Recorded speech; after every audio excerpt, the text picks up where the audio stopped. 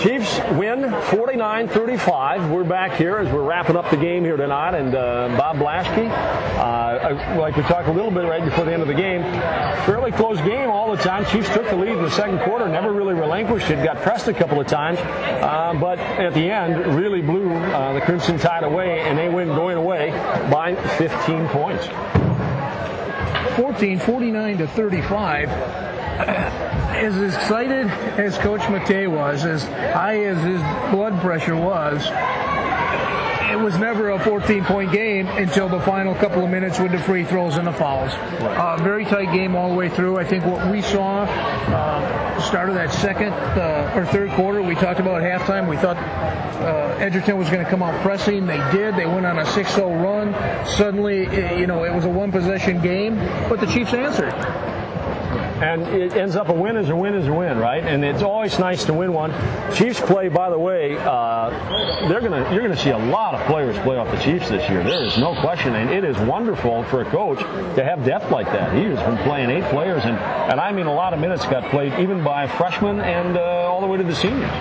Well, and you never know who's going to be your offensive spark. I think tonight the Chiefs had 3 girls in double digits. They really did, and we'll talk about those statistics here in a little bit. Time now to take a look at the Local Point's turning point of the game. Local Point has a delicious Friday night fish fry, and they sure do, and Saturday steak specials, and you can have their made-from-scratch breakfast and their homemade desserts. They're located at the Old Aces Supper Club on Highway 12 and 16. That's just minutes from downtown Dells. Local Point, great food, great fun. And Bob, what was the turning point of the game for you tonight? Well, for me, when Edgerton started off with that 6-0 run pressing us, we were making the turnovers. Suddenly, we broke it 3 possessions in a row. We scored. We didn't get points from the players we probably expected them. We got it because we broke the press. I think that was a turning point because we knocked them back, went back up by 6 or 8, and from there, they never really threatened us again. I agree entirely. So that's the Local Point turning point of the game. Time now, too, for the Shields hot hand of the game. Now, you can stay warm this winter with a new fireplace and wood stove from Shields Fireside Hearth and Home. And, of course, they're the York Carriers over there, and they've got some great rebates going on. They're on Highway 12 in Baraboo, or you can check out all the specials on the net at shieldsfireside.com. And like you said, Bob, you alluded, 3 Dells players in double figures, but Tess Myklebust tonight with 21 had some key baskets all throughout the game, and she actually had the backbreaker for the Edgerton Crimson Tide tonight, getting that rebound off that missed free throw with about 5 minutes left to go in the fourth quarter, put it back up, gave us a 10-point lead, and that was pretty much the dagger for Edgerton. Well, and the other thing, too, is she had 10 points in the first half when we were struggling for baskets. So she was big in both halves, and it's real nice to give our first hot hand of the season to one of the Chiefs. In football, we ended up giving a lot of them away there in the beginning to the opponents. So it's really nice to see the first one of the basketball season go to a Wisconsin Dells athlete. We'll take a look at the statistics here, at least the scoring stats, as we finish them up here.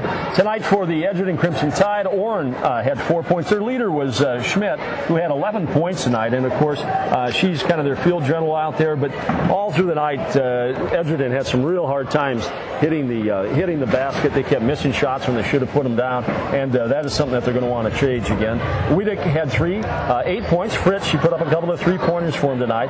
Gimler had 4. Stetler also had 4. And they also had 2 points from their freshman, Walters, for the Edgerton Crimson Tide. Over for the Chiefs, again, as we just alluded to, Tess Myklebust, who's the hot hand of the game tonight, 21 points. And she had a great offensive performance tonight. Also, Heather Conroy, who got 10 points all in the second half, had 2 in the first half. She ended up with 12 tonight. And another senior out there. All the seniors tonight really came to the forefront tonight, Bob. Abby Delmore, who also had some great passes in there at times. She ended up with double digits, 10 points tonight.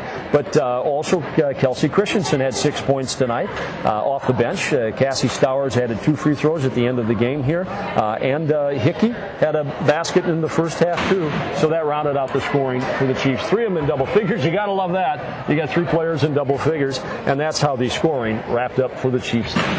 And before we move on to look at the players who we recognize with the Supreme Awards, one of the things I just want to mention, our next girls game that we're going to cover, and again, winter sports is always governed by the weather, school closings, but December 11th, the Lady Chiefs will host the Nakusa Papermakers here. That's our next girls game that's on tap. The boys' first game will be December 15th. They're, of course, right now 1-1, just like the girls. They beat Edgerton in their road opener. Last night they went down. They lost by a point to River Valley, a team picked to win our sectional. But the boys will open up hosting Baraboo on December 15th. And again, this schedule is available on DellsTV.com.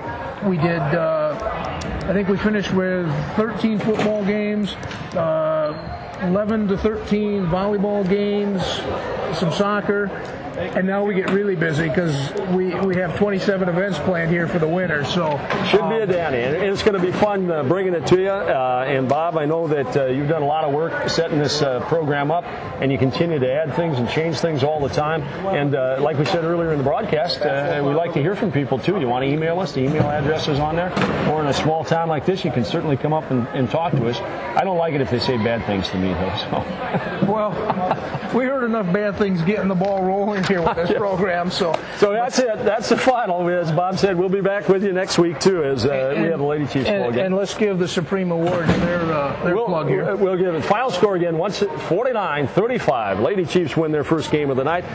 On behalf of Bob Lasky, I'm Bob Van Gendron. Thanks for joining us on DellsTV.com. And as we leave you, these are the Supreme Awards from Baraboo's Supreme Awards top performers of the game.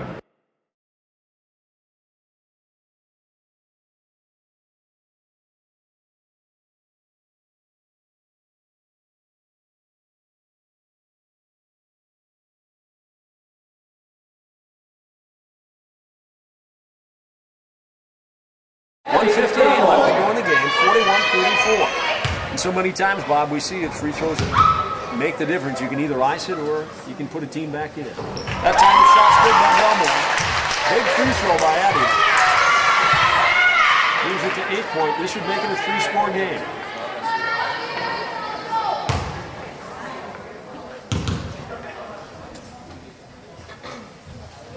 Second shot, no good. Rebound, Myklebust puts it back up. And it's good. Tess Myklebust puts the dagger into the Edgerton Crimson Tide heart there with a rebound and a follow-up